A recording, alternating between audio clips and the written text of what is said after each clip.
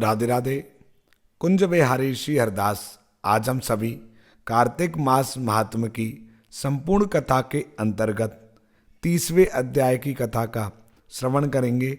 आप सब अपना ध्यान बांके बिहारी जी महाराज के युगल श्री चरणों में केंद्रित करें और कथा का आनंद लें। नमः कुंज बिहारिण्यै नमः कुंज बिहारिणे स्वामी श्री हरिदासाय गुरुनाम गुरुवे नमः। राधा मेरी स्वामिनी मैं राधे जू को दास, जन्म जन्म मोहे दीजियो श्री वृंदावन को वास। वृंदावन सो वन नहीं नंद गाँव सो गाँव, बंसी बट सो बट नहीं कृष्ण नाम सो नाम। कि वृंदावन बानिक बनो भ्रमर करें गुंजार, दुल्हन प्यारी राधिका दूल्हे नंद कुमार। 30वां अध्याय।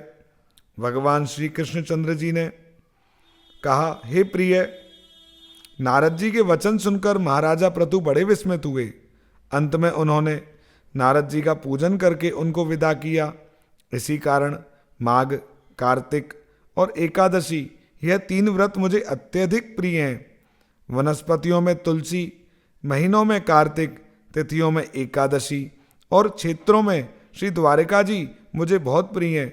जो प्राणी जितेंद्रिय होकर इनका सेवन करते हैं वह यज्ञ करने वाले प्राणियों से भी मुझे अधिक प्रिय होते हैं। जो प्राणी विधि विधान से इनकी सेवा करते हैं उनके अनुग्रह से सभी पाप दूर हो जाते हैं।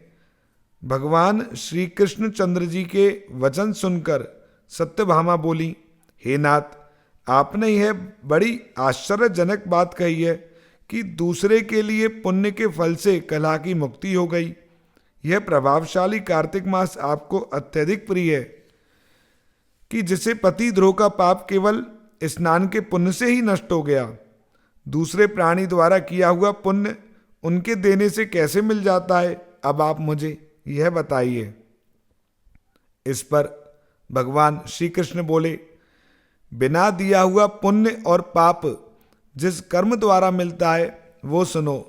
सतयुग में देश, ग्राम तथा कुलों का दिया पुण्य या पाप मिलता था, किंतु कलयुग में केवल कर्ता को ही पाप और पुण्य का फल भोगना पड़ता है।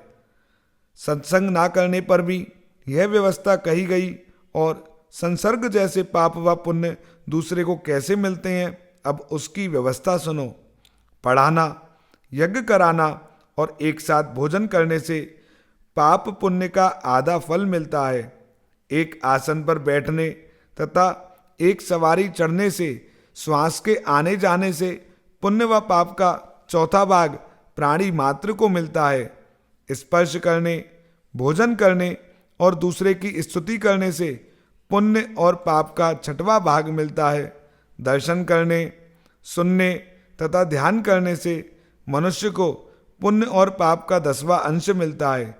दूसरे की निंदा, चुगली आदि करने से उसका 100वां हिस्सा मिलता है। पुण्य करने वाले मनुष्यों की जो कोई सेवा करता है वह सेवा का भाग लेता है और अपना पुण्य उसे देता है।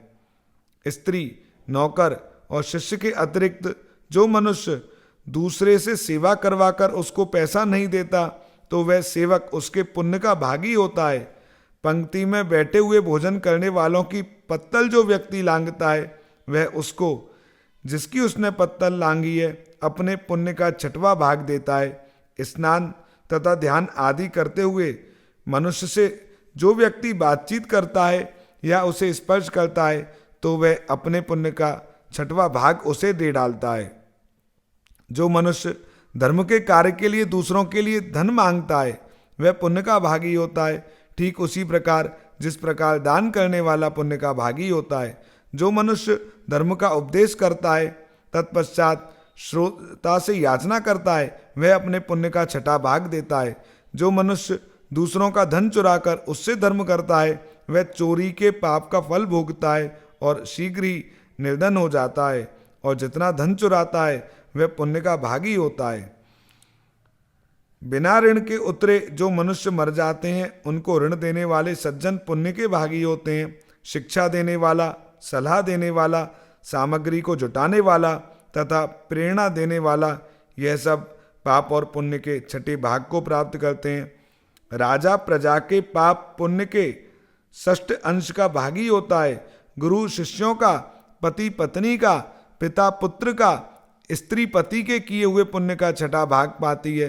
पति को प्रसन्न रखने वाली आज्ञाकारिणी स्त्री पति के किए हुए पुण्य का आधा हिस्सा लेती है। जो पुण्य आत्मा पराये लोगों को दान करता है वह उनके पुण्य का छठा भाग प्राप्त करता है। जीविका देने वाला मनुष्य जीविका ग्रहण करने वाले मनुष्य के पुण्य के छठवें भाग को प्राप्त करता है। इस प्रकार दूसरों के किए हुए पुण्य अथवा पाप बिना देने के भी दूसरे को मिल जाते हैं। किंतु यह नियम जो मैंने बताए हैं कलयुग में लागू नहीं होते। कलयुग में तो एकमात्र कर्ता को ही अपने पाप व पुण्य भोगने पड़ते हैं।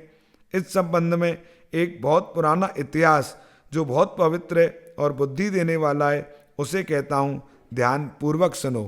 तो आज हमने पाप और पुण्य की जो व्यवस्था है कि किस प्रकार दूसरे के किए हुए पाप और पुण्य का असर भी पड़ता है। यदि संक्षेप में कहें तो सत्संग और कुसंग इसका फल मिलता ही मिलता है। यदि आप अच्छे लोगों के संग करोगे तो आपकी मति सही रहेगी। इसलिए कहते हैं सत्संग में बिना कुछ किए ही उन्नति होती है और कुसंग में बिना कुछ किए ही अवनति होती है। इसलिए हमेशा सज्जनों के साथ संग कीजिए, उनसे बातचीत कीजिए। बाकी कल हम आगे की कथा का श्रवण परसों करेंगे। कल एकादशी है तो कल एकादशी की कथा का श्रवण करेंगे और परसों से पुनः कार्तिक महात्म्य की कथा का श्रवण करेंगे। श्री बांके बिहारी जी महाराज की असीम अनुकंपा सदैव बरसती रहे। आप सब भक्तों का संग करो ताकि आपके अंदर जो भक्ति है वो बढ़े। कथा का सार यही है। श्री कुंज बिहारी श्री हरदास। जय जय श्री राधे।